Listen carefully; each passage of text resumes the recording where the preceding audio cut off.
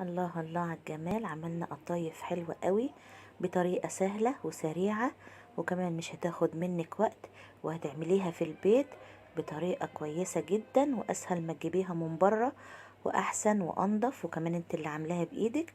ان شاء الله هتعجبك، مش هتاخد منك وقت وسهلة جدا، وهتعملي كمية كبيرة من عندك من البيت. يلا بينا نسمي الله ونسمع على رسولنا الكريم صلى الله عليه وسلم.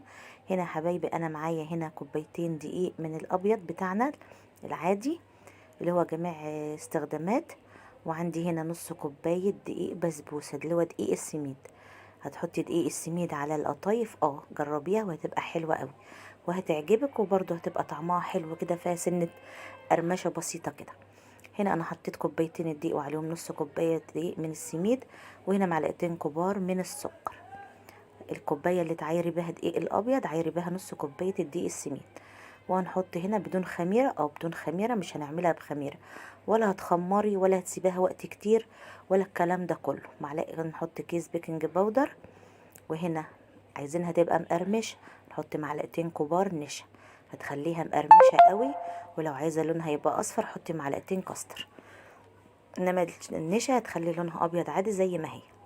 وهنا طبعا ذرة الملح بتاعتنا، ودي كل ما قدرنا الجافة هنقلبها كويس جدا. معنا مية عادية، الازازة العادية كده، المية اللي احنا مية من الحنفية عادية خالص، مش سخنة ولا حاجة، هي مية عادية من الحنفية. كده كده الجو حرر شوية، فهنحط مية عادية من الحنفية. هنقلب كل المواد الجافة معانا اللي هما كوبايتين الدقيق، نص كوباية سميد، كيس بيكنج باودر، ومعلقتين من السكر، وذرة الملح، ونص كوبايه السميد. هنقلبهم بقى، هنحط هنا كوبايه كبيره بنفس الكوبايه اللي عايرنا بقى اللي احنا حطينا الحاجات بيها كلها. كوبايه ميه هي تاخد مننا من كوبايه، من كوبايتين لكوبايتين وربع ميه. عايزين معانا عجينه كده، وبالمضرب اليدوي هتشتغلي بيه عادي قوي. مش عايزه تعملي بالمضرب اليدوي، هتحطي في الخلاط كل المكونات بتاعتك وتضربيها في الخلاط. بس طالما المضرب موجود على ايدينا كده بسرعه بسرعه هنعملها، تبقى حلوه قوي. كل سنة وانتم طيبين، رمضان كريم علينا وعليكم حبايبي. يا رب ان شاء الله تعودها علينا بالخير والبركات يا رب العالمين. زي ما قلت لكم كده معايا من المضرب قوام كده انا حطيتها. طبعا احنا كلنا عارفين قوام العجينة بتاعت القطايف بتبقى حلة، لا تقيلة قوي ولا خفيفة قوي، يعني شبيهة بعجينة الزلابية كده. كده انا بضرب اهو. لا طبعا القوام ده تقيل معايا، انا بوريكم بقول لكم لا طبعا القوام ده تقيل معايا لسه. انا خدت كمان حوالي كوبايتين كده ميه من الكوبايه دي، ومعايا حوالي اقل من ربعها ميه. وبعد ما تقعد معاكي هتريحها مفيش 5 دقايق، كانت عايزه ميه تانية هنحط لها. كده اهو اضربي جامد كده جامد عشان تنعميها، خليها ناعمه معاكي قوي. اضربي كده بقوتك كده، انزلي عليها جامد ضرب ضرب بعد ما تفطري. يعني عملتها بعد الفطار، ما خدتش مني وقت، على طول في ثواني كانت معموله. انا خدت برضو هنا حوالي 3 4 معالق كبار ميه تاني معايا اهو. بصوا القوام ده، لا بقول لكم لسه خفيفه شويه. كده انا بضربها جامد كده عشان انعمها نعميها كويس، عشان ما تبقاش مخرزه معاكي ولا فيها تكتلات. انزلي بسرعه كده اهو. بصوا مفيش تخمير ولا خميره ولا اي حاجه، ولا هتاخد منك اي وقت، ما بتاخدش وقت العجينه كده معاكم. خلاص اهي. بصوا معايا هنا بجيب الكبشه بتاعتي الصغننه دي بوريكم. بصوا قوامها كده، قوامها كويس اهي. لو سبتيها بقى نسيبها ترتاح يا دوب على ما اجهز الطاسه اللي هشتغل فيها اهي. يا دوب قلت لكم اهو على ما اجهز، ما فيش تخمير ولا اي حاجه، سريعه قوام قوام. بصوا كده انا بوريكم القوام بتاعها. القوام بتاعها ده يعني كويس، بس وانا شغاله لقيتها تقيله، حطيت لها معلقتين ولا 3 ميه. كده هتجيبي طاسه تيفال وتمسحيها بمنديل كده سنه زيت صغيره، وهتحطي فيها حبه بحبه. عايزاها كبيره تعملي، عايزاها صغيره دي انت وذوقك بقى، اذا بتحبي القطيف ازاي. انا عملت كده وكده، كبير وصغير، عملت جميع الاشكال. كده الطاسه الاول بنحطها على نار عاليه لما تسخن معانا كويس، وبعد كده بتخلي النار متوسطه. بصوا القطايف بتاعتنا بدات تعمل فقاعات اللي في النص دي، لسه بقول لكم اهو النار متوسطه اهي. كده الاول بتسخني، انا طلعت شويه اشتغلت بيهم اهم. بصوا عايزاها بقى لونها فاتح لونها غامق من بره، ديت بقى انا اول من الاتنين اللي احمروا قوي دول كانت الطاسه سخنه قوي، انما انا بدات اظبط النار. بصوا بس كانت حلوة قوي وريحتها وفيها سنة قرمشة كده. بصوا فرغت من النص. لما تعمل الفقاقيع اللي في النص دي اعرفي ان انت عجينتك ناجحة ومظبوطة. الفقاقيع من النص ومن بره كده تلاقيها عجينة ملسق كده، اللي المكان اللي احنا بنلزق منه القطايف كده. بصوا عجينتنا اهي، ولا خميرة ولا اي حاجة. البيكنج باودر حل مكان الخميرة عشان تشتغلي فيها على طول وبسرعة.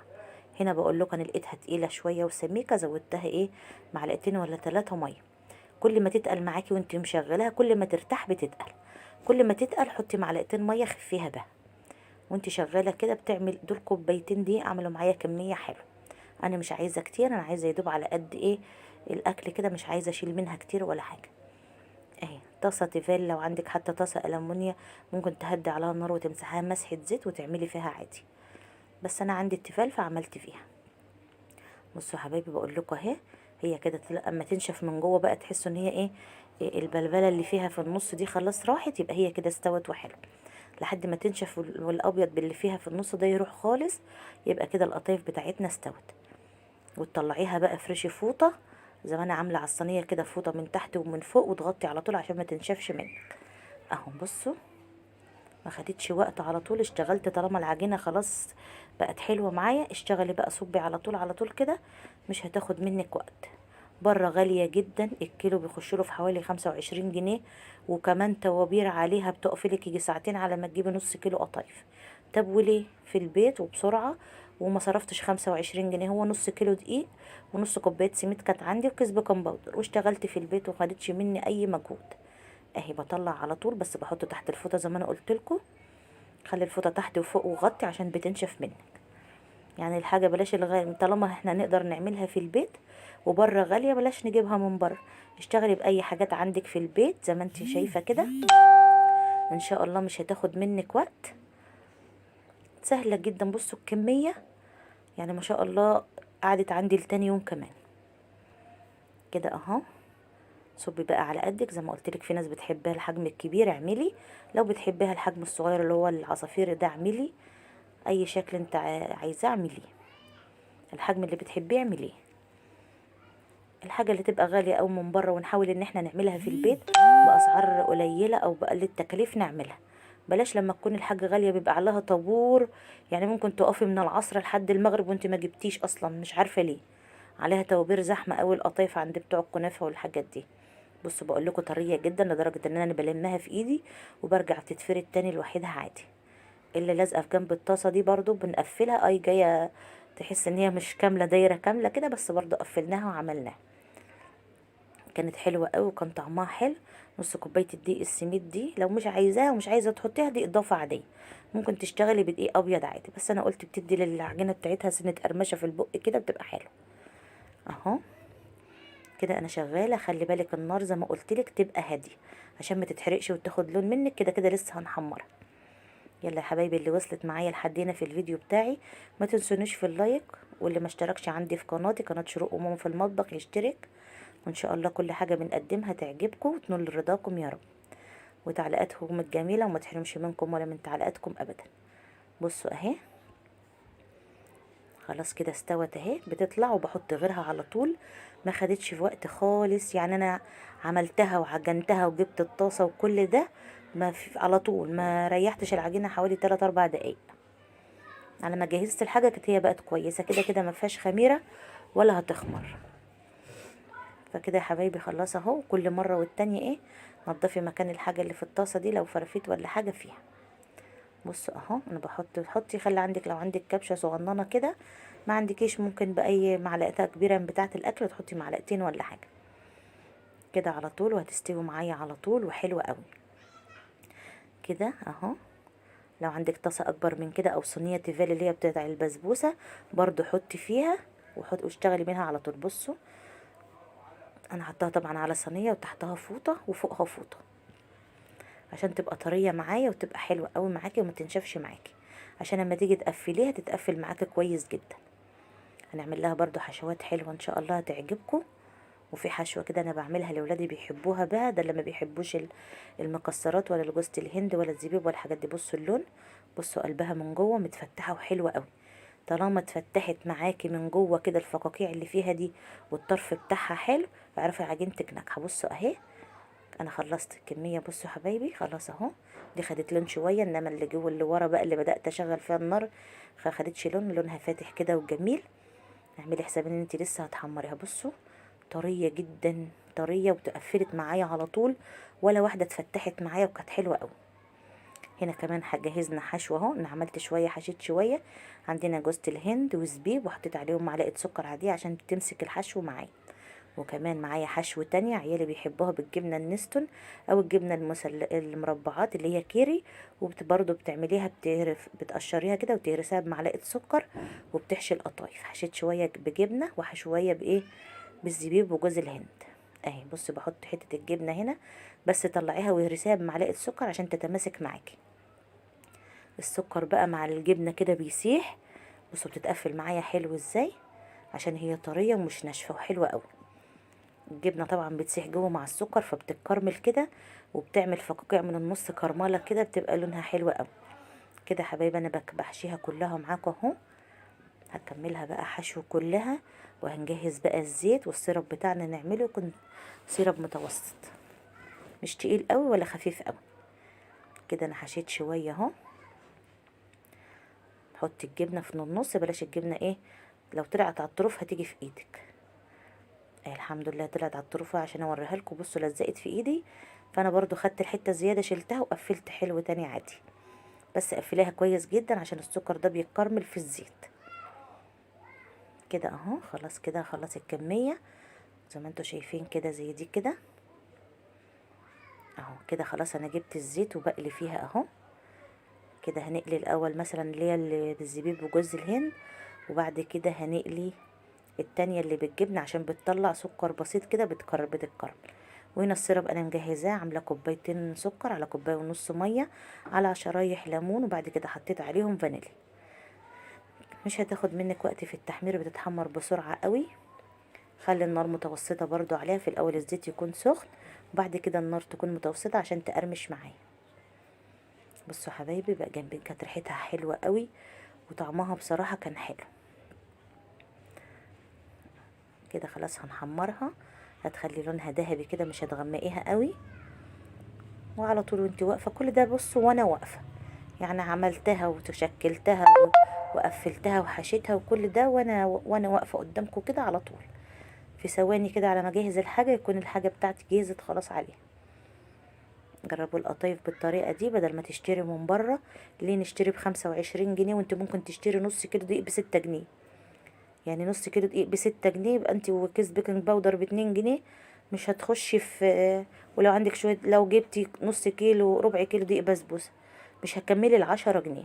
ب10 جنيه عملتي قطايف. وكده كده المكسرات عندنا كلنا في البيت اليومين دول موجودة، احنا في رمضان المكسرات موجودة، والزبيب وجوز الهند ده كده كده موجود عندنا في البيت، والسكر طبعا موجود. وهتعملي السيرب يعني مش هتكلفك كتير. قطايف ب10 جنيه، ايوه قطايف ب10 جنيه، العجينة وكله بال10 جنيه، وانضف واحلى. وانت حاجة انت اللي عاملاها بايدك، وولادك يقفلوا معاكي ويحشوها معاكي وهيبقوا فرحانين قوي. كل سنة وانتم طيبين، رمضان كريم علينا يا رب ويعود علينا الأيام بخير. ما تنسونيش في اللايك والشير، يلا لو ما اشتركتيش عندي اشتركي. يا رب كل حاجة بقدمها حبايبي تعجبكم وتنور رضاكم. أحلى متابعين في الدنيا. يلا يا بناتيتي يا أمامير، يلا يا ستاتي يا عسلات. ممكن بنتك يعني بنوتك كده تقف تعملها ومش تاخد معاها وقت خالص. لو مش قادرة تعمليها قبل الفطار وانتي صايمة، بعد الفطار بعد ما تفطري وتشطبي من المطبخ عايزين حاجة حلوة تقفي تعمليها على طول. احنا بنحب كده بعد الفطار نعمل حلويات، نعمل حاجة اليوم يدوب على قد الفطار وكده عشان ما تاخديش طول اليوم في المطبخ.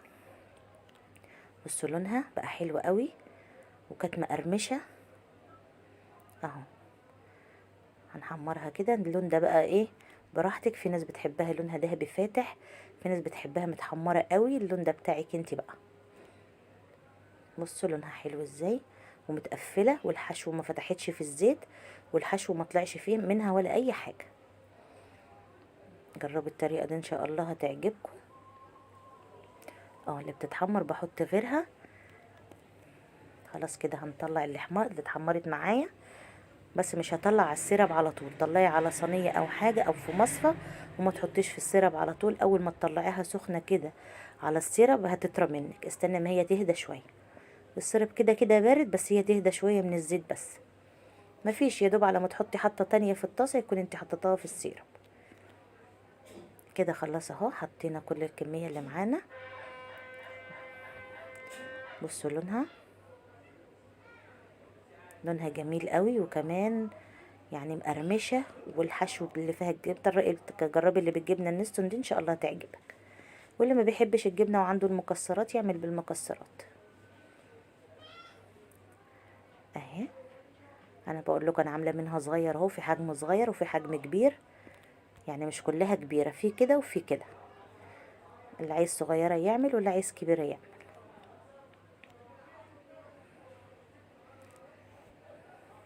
يا رب الطريقه بتاعتي تعجبكم، وكل سنه وانتم طيبين حبايبي. رمضان يعود علينا رمضان بالخير يا رب.